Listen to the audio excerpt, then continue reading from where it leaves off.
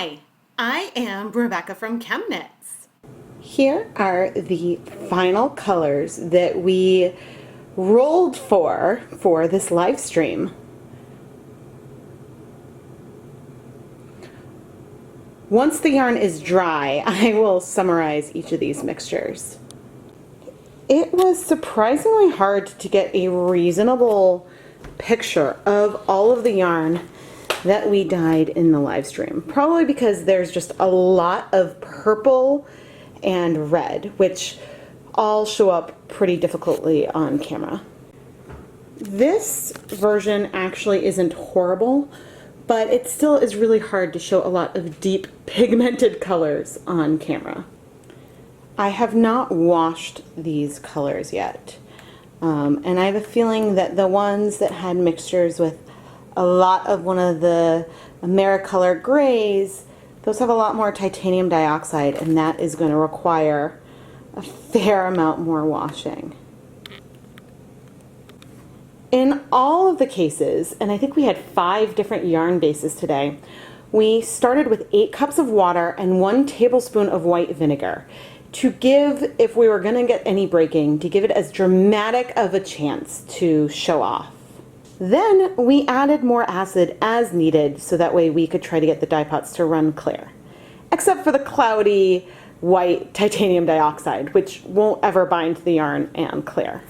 The yarns look really pretty on the drying rack as we wait for them to dry completely so I can finish filming this recap and sending the yarn out to the people who pre-ordered it.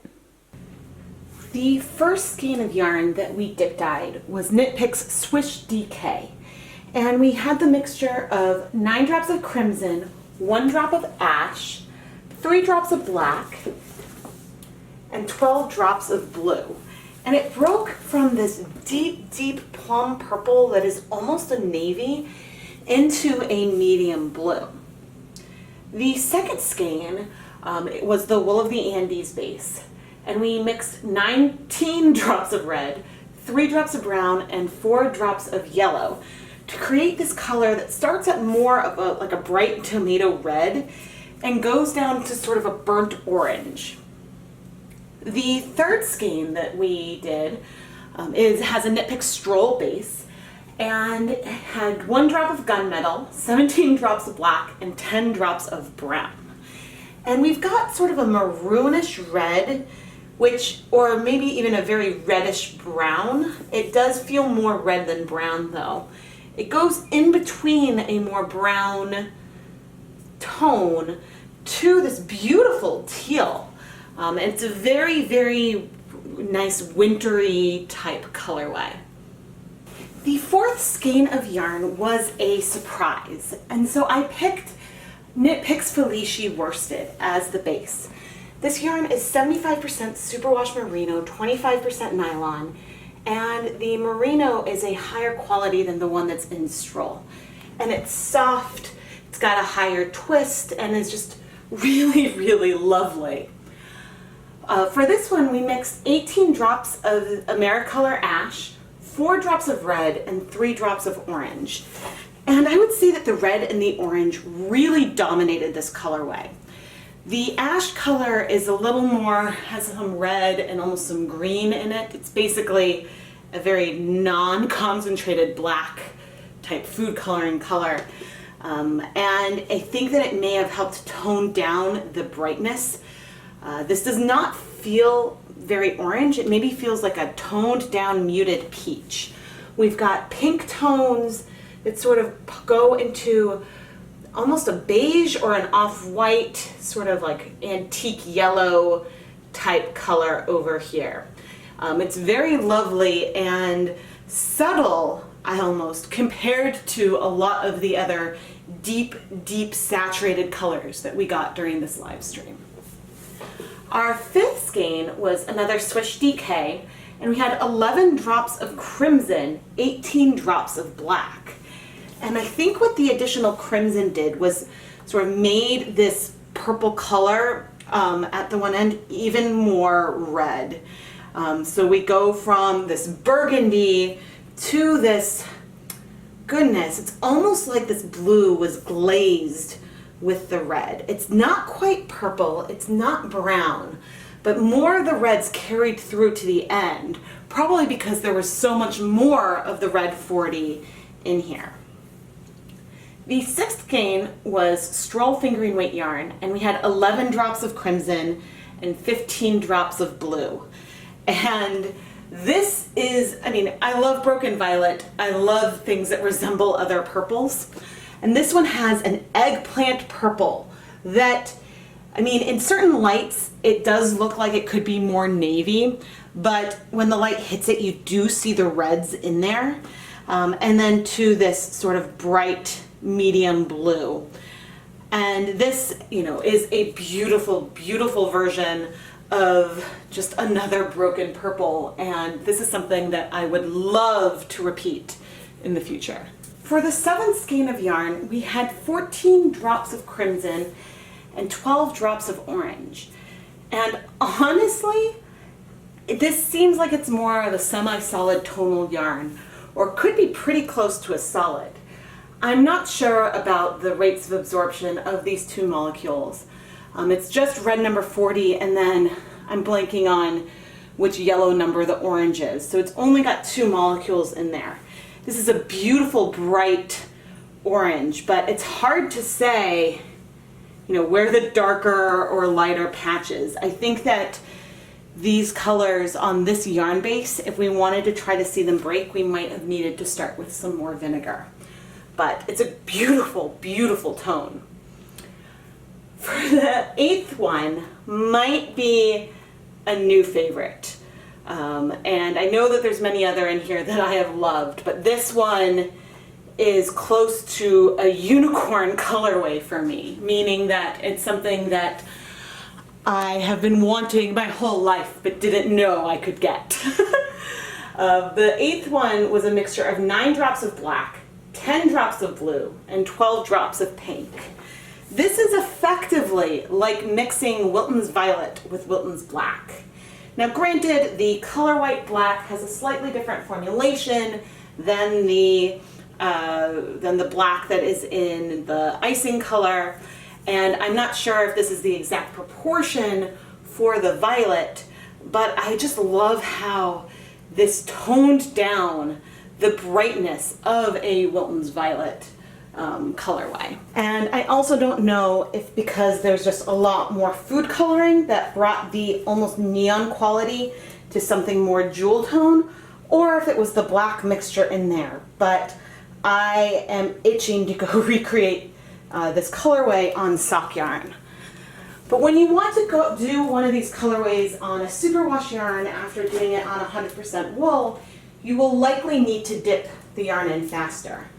With this one in particular, we needed to add more acid and wait a lot longer for those blues to absorb to the yarn. And a superwash yarn would absorb it a lot faster. And both of these are the wool of the Andes base. Finally, our last skein, which was a surprise, and I picked Knit Picks Hawthorne as the base, which is 80% superwash fine Highland wool, 20% polyamide. And the colors that we mixed were 12 drops of black and then 18 drops of the Americolor Stone. And Stone is one of the medium grays in this colorway. And I'd say overall this yarn looks very, very similar to a broken black, where we have sort of a deep, like burgundy-ish red on one side going through this turquoise color on the other. The one thing was that there was a lot of silicone dioxide in this one and also back on skein number 4. And so when there's a high amount of this white insoluble powder in the mix, then you need to do a lot more washing after to get it out. But it doesn't bind to the yarn or stain the yarn or anything. It's just an extra washing step, I suppose. I have mentioned this before, but the colors in this dip diathon definitely skew red and purple, mainly because of the limited selections that we had to mix with. Within the color right system of 8 colors, there are 3 reds, 1 orange, 1 yellow, black, brown, which both contain red in them, and then one blue.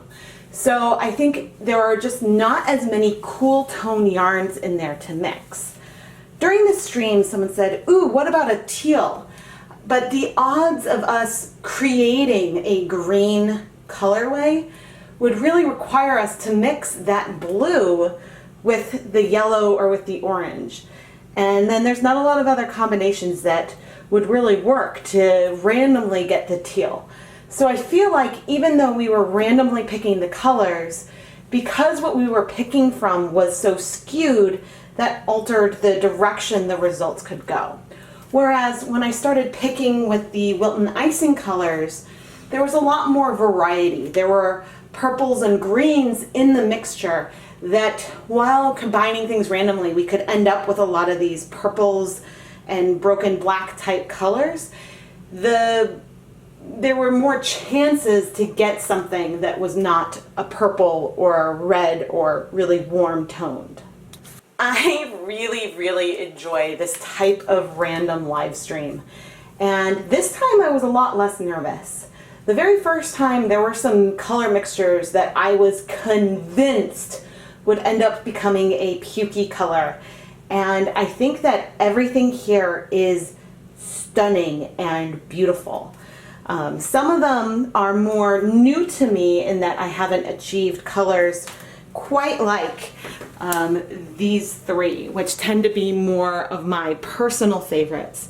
But I am also really excited by this like red to purple color and, well, really everything else. I like the peachy and these other sort of more muted tones. Would you like to see more of these mystery surprise live streams? Let me know in the comments what kind of theme you would like to see in the future. Americolor sells a set of 50 different food coloring colors, and that could be pretty fun to use with the dice roll and to draw 2 at random and roll 2 or 3 at random and roll for the mixture. It is a little pricey, which is a reason why I'm not just diving in for it. But if that is something that you would like to see, let me know in the comments, because in that mixture of 50 colors, there's a bunch of reds, but there's also multiple purples, multiple greens, multiple blues. So the odds of us getting more types of color just increase. The other thing we really did learn in this live stream is just how potent the Wilton Colorite performance color system is. In all of these cases, we used between the 25 and 31 drops of food coloring. And I've definitely, of McCormick's, used 60 drops of red food coloring and did not get a red. I got a pink in the past. So there is really something to be said with how concentrated these colors are and how little you really need to get intense and vibrant colors on yarn. I am Rebecca from ChemKnits, and if you enjoy my whole yarn dyeing philosophy, make sure you subscribe to the ChemKnits Tutorials YouTube channel. In addition to fun and interesting dyeing live streams, I also release at least 2 new yarn dyeing tutorials every week. And I love to film myself attempting new techniques, so that way if I make a mistake, I share that with you and we can learn from my errors and successes together. If you missed out on the pre-order for this mystery surprise live stream, but you would like to bring home some yarn that has been dyed by me, check out the ChemKnits Creations Etsy store. The shop is filled with dozens of skeins of yarn that were filmed in past and upcoming ChemKnits tutorials videos, and they always have in the item description the title of the video where I dyed the yarn, so you can then go find the video that connects with the yarn that you picked out. And finally, if you're interested in trying to recreate any of these colorways on your own, you can go back and watch the replay of the live stream to see exactly how I did each color and which ones needed more vinegar and which didn't. But otherwise, all of the items that I used in this video, from the yarn bases to the food colorings, you can find some affiliate links to those items in the video description. And I'm updating this video's description and the one with the live stream to have the actual formulas for each of these colors. Thank you so much for watching, everyone.